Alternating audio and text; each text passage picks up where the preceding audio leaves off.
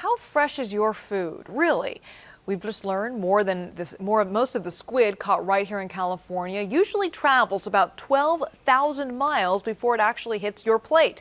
Well, now there's a movement to cut down on those food miles. It's been a good season for Northern California's squid fishing. This year's haul up 2 million pounds of squid per day. And that's just the beginning of Squid's 12,000-mile journey.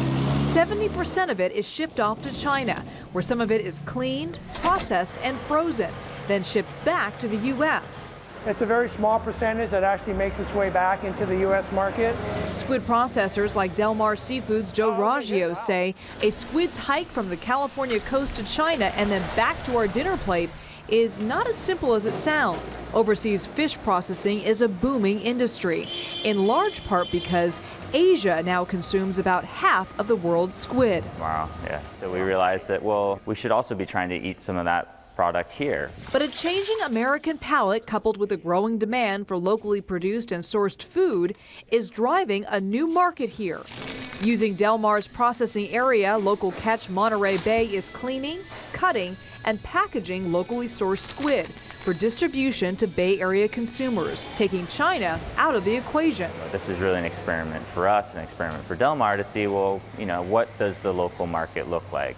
About 5 tons of fresh squid is delivered weekly in California, primarily to markets in LA and San Francisco. So for Del Mar, it keeps workers on the payroll during off-season. This, I'm pretty sure, was caught just right outside of Half Moon Bay, maybe in Pacifica area. For local catch, the partnership with Del Mar means it does not have to invest in a workforce or infrastructure.